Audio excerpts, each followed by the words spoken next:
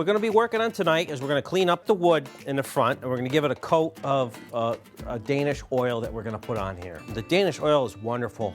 It's going to take several coats of this. It's not technically refinishing it.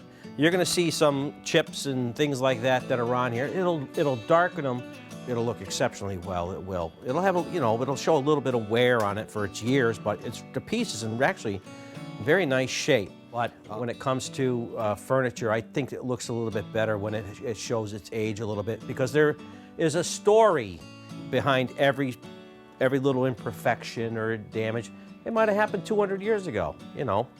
Guy drank too much hard cider or something, after a hard day working picking corn out in the field in Connecticut somewhere, and he fell down and he chipped it or something.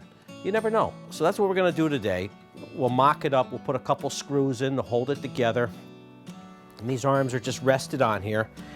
Once we put the back on, it'll stay put pretty much for what we're doing today. So this back here is going to go on. We're going to test fit everything. We want to make sure everything's right, because we're going to put it together. If you have too much padding, you got a problem. You got too little padding, you got a problem.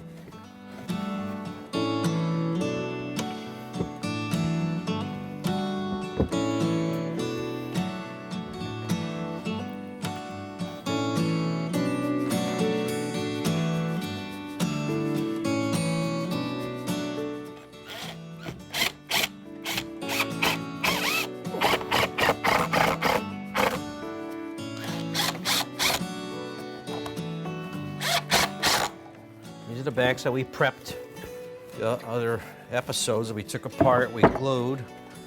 Well, I'll put them up here and everybody can see. And we could talk about it. It's close. If you look at this, actually,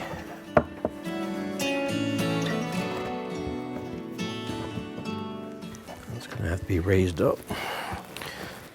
There's not much gap. See, that's why you have to test fit everything. But we can see the space in the back here between the seat that we were worried about is pretty close. I just don't want this to tip back while we're working on it. We see now the back here is coming down. We were worried about it before. Remember, we had a big space under there, about that much, but with the foam there, and that's perfect. That's really nice. So we got that right. These over here are a little tight. We're going to raise it up just a little bit. I think when I tightened it, it must have moved a little bit. I'm going to raise this up here. There's just a bunch of holes back here. I'm going to try to reinforce it eventually to make it a little bit stronger than what it is, because it's just, even though it's held up, it's 200 years later. And everybody will want to sit on it, because we want to have it so that it's nice and strong.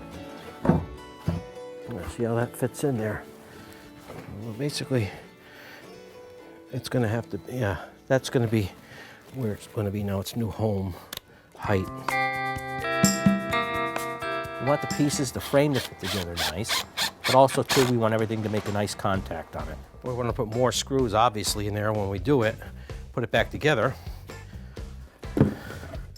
Now, this side's going to probably need it too. No, that side's okay. See how the old things were, the way the heights were. When you put it together, we're going to adjust things and lift it up a little bit before we set the screws in, but it's damn good. It's not bad. We can see the original layout of the master, that craftsman that had worked on this when Andrew Jackson was president. And he was making this in Connecticut over here.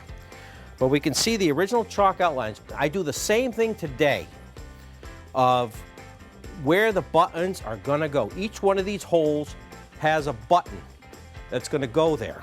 And he had taken this piece and he folded it over and he drilled through his marks here, and this one was on the bottom, and that's where it was. And we can see that he had, most likely, he had came through this way, because the chip here in the wood had forced it out with his tool. These marks here went through this way because he had the chalk outline. If we line them up I mean, it's essentially what he did. And you can see the old stuff is made a little different. See, look at that. Look at the difference in that. It's the old days that stuff was made custom for every piece. But we can see the holes, we can look right through, see? They're lining up. Well, that is just chiseled away. You could see where it was just cut away with like a chisel knife or something like a knife that they would draw like that. They would just knock the edge down. Makes it a little bit more aesthetically pleasing. If we have any sort of gap right there or space, we make sure when we fit it together, that's the point, that we can add more padding in there and it'll fill the gap and you won't see the space. I'm very pleased at how the height of that is in the back. I could probably just staple that down, for crying out loud, because it's that nice. So we'll staple that down and we'll get that done. When we're working on this too, I'm gonna always keep busy if something's glue in or whatever. There's a lot going on in the shop. You have to stay busy, because if you're not busy in this, you waste a lot of time. We're gonna clean this up, put some finish on it, just by smoothing it out a little bit with some steel wool. I did this arm the other day just to get a feel how it was gonna look. The shellac is fairly soft. I mean, it's not like rock hard. It's hard, but we wanna clean it up. You got nicks in it and stuff, but we wanna just smooth it out a little bit and get some of the dirt off of it. And we're gonna blow it off with the air hose and get it out of there.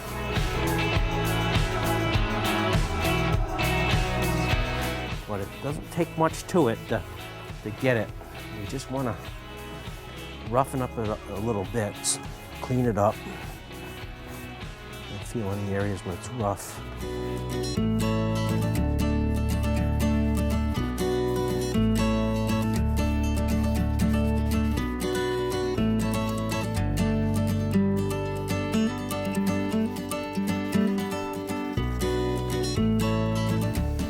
This old finish, sometimes just your fingernail, if it catches it a certain way, it can scratch it.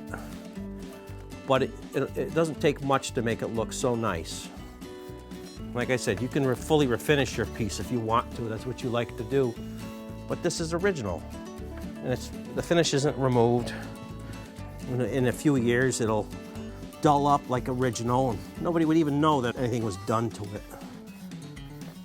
Found over here some gold. When I cleaned it, there's actually gold in here, gold work in here, which I never knew before till I cleaned it.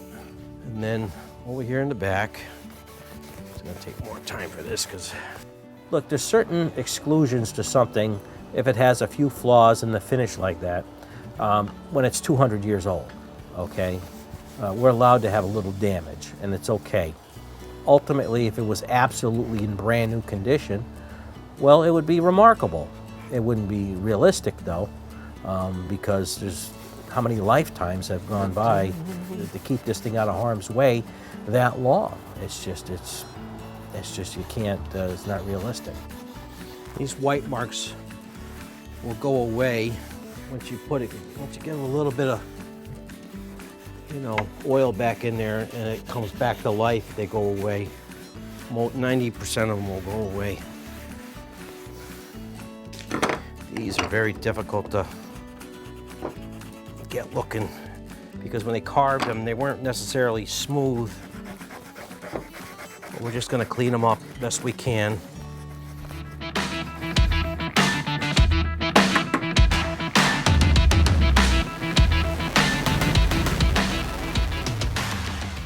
A lot of times these white marks you see over the years, if these are on the back of the piece, so like right here, that's a wall. Somebody had it up against a wall, and that's paint off the wall, bumping up against it. My steel wool's getting a little worn. but I think we'll have enough to finish it. The finish of the carving is rough too. It's not as smooth as, so it holds a lot of the old finish and dirt and stuff in there. We'll blow it off and stuff, but that'll look okay. You can see the color of the wood coming out, how it's got a nice color to it. Hardly a science.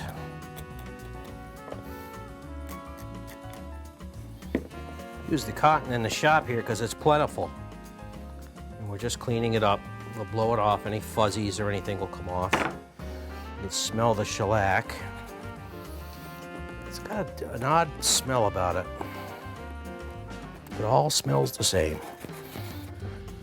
They look a lot better than they did, that's for sure. And I do this for people, and it's complimentary. When it's all done, we're gonna put another coat of this oil on it, and it fills a lot of the imperfections. You can see the stuff coming off of it.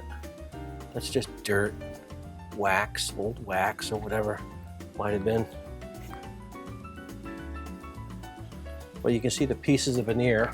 There's one piece there, another one there. And you can see how they did it in such a way that the grain was coming down like that, so you could see it. But that's really neat how they do that. That's a curved piece of wood.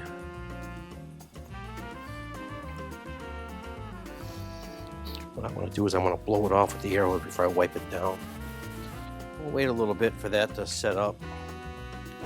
It's slow. It's a slow business, you know. I'm moving around the whole time. I'm working, but it takes time. These are pinned the other day. We wanted to see the height of it. When I trade it, you know, you got to mess with things. It's just never, there's so many different variables with this stuff. Some stuff is predictable. But still, when we do it, we got to make these pieces right here. Because when we put the outside back, remember in the first video, and they just put that in there as a filler piece. We'll save these. We can re-glue these into place. But they got a few nails holding this one together. I was pulling them out in pieces and I was talking about gluing them back. I'm like, no way now. That's just a piece of 1 inch or so pine. We'll make a new filler piece to fit in there where it goes all the way up to the top here, because later when we tack the outside back, we got to come around with the material, and we got to have something to tack to. We can't go in like there. It wouldn't look right. There'll be a day when I won't be able to do that no more.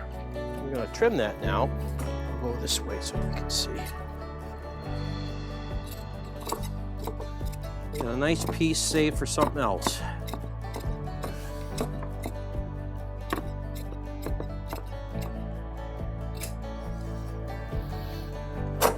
But it's looking good. It's starting to become a strong, solid piece again. If they wanted to, they could sit on it pretty regularly. I wouldn't have any like young kids sitting on it. If they're, you know, behave themselves, yeah, they'll be allowed to sit on it. Let's see here, this back, so we're gonna figure out, well, what thickness of padding do we want to have on here?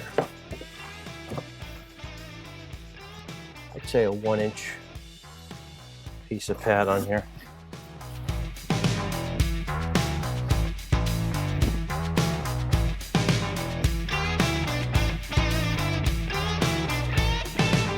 About 25 years ago, I bought this thing, and it's very, very good. If you have a piece of 5-inch foam, that I can cut it down to 1 inch. I'm gonna set this is for ripping. When you want to get the thickness down on a piece of foam, you can buy foam already cut in 1 inch increments, even 1/2 inch you can get it. Or you know, somebody at the place, you can have it made any way you want to, thickness, but generally 1 inch increments. But if you have a piece like this that's kind of too small for a cushion, and you want to use it for something, well, you don't waste it. And what you do is you can rip it to the size you want. You got to finagle. You can finagle some ways with it. Usually spray down the blade with a little bit of silicone spray. It slides better because it's grippy, and the foam is high density foam, and that is the best foam that you can buy. And so it makes things last longer. So we're cutting this here, and you'll see what a nice job it does here in a moment.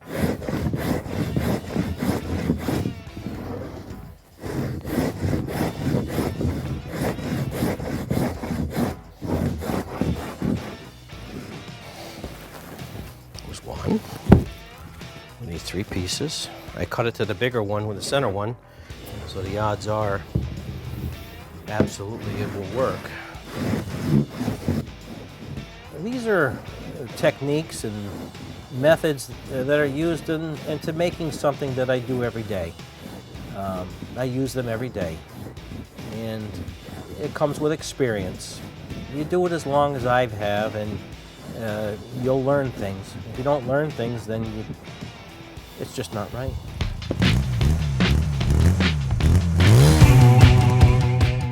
And that's why my back is sore. It's because I'm leaning over that table all the time. Once you put the polyester over that, it all compresses. It's nice. And we're cutting in a bunch of slices for the pieces that we're working on. We need 3. That should be the last one.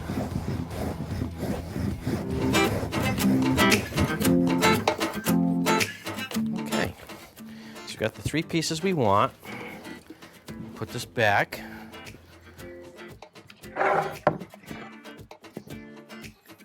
This is the side here. That's going to face.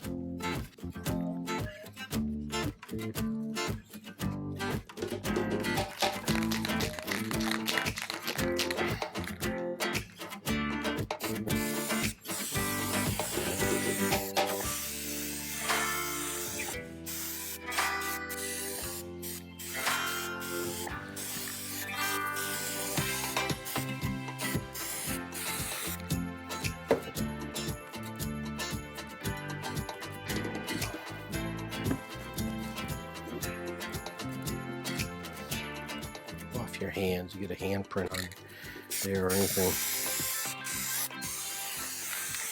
And when we put these buttons in, that's what we're going to do next. We're going to make buttons in preparation for the upholstery.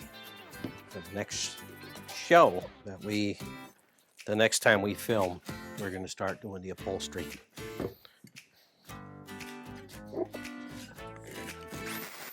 When you make this, when you cut these, you're going to leave it a little bit of allowance to it. About a 1/4 inch you want to cut.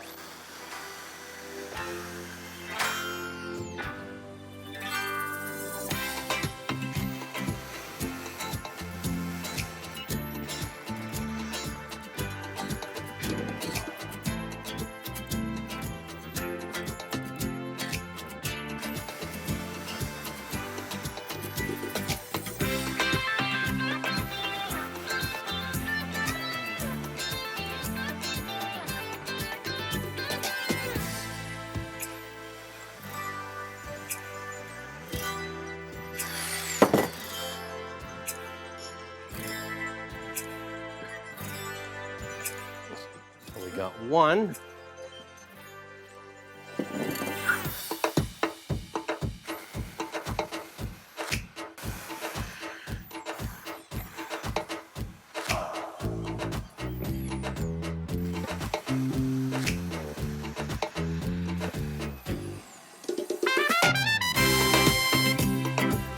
We are preparing ourselves for the upholstery finale.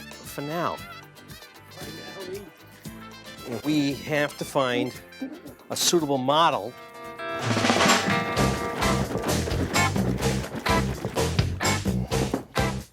All right, so we're going to do here. You see the color of that now coming out? Nice rich color. And it works and it settles in. We're going to get it again closer another day.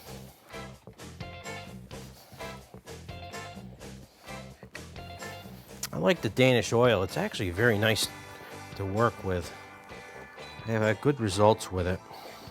I wanted to pretty it up a little bit in another department, you know, where the wood, people can get a little bit of an indication, you know, to how this is this wood gonna be beautiful?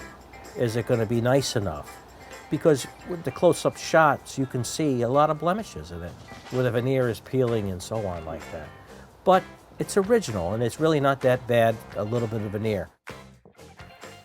That just looks good, and it's not, shows all the fuzzes and stuff up close because it's not a perfect finish. We're taking this oil and we're putting it on there. And it does a real nice job here of rejuvenating it. With the old shellac finishes, it does a wonderful job. It levels off the imperfections, and there's some lows and high spots minutely. The steel wool kind of cleaned up a lot of the dirt. And you do this generally before you do the upholstery. You might not be able to get as close when the fabric is there. We're gonna have to go by it several times to put this oil on, but you can look at this right now. It's bringing out the shape and the design of this piece. It's gonna look very, very nice. It's coming along pretty good. We'll let that dry another day. The idea is that this piece has got its original finish and patina still left on it. Nothing's been majorly touched. We cleaned it. We're gonna put some oil on it. Yeah, it's got some scratches and nicks and things on the thing, but overall is miles better than what it was from the original things. It's actually strong now. You know, when it's all done, we got nice fabric going on here and the finish work. So again, you know, I get a little OCD with my work and everything, but because you see things and you try to make the best of it that you can.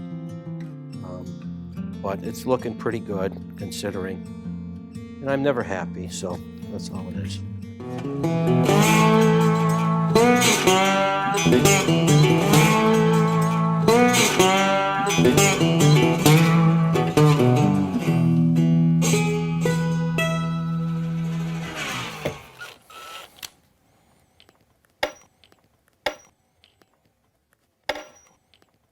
You son of a, you know what?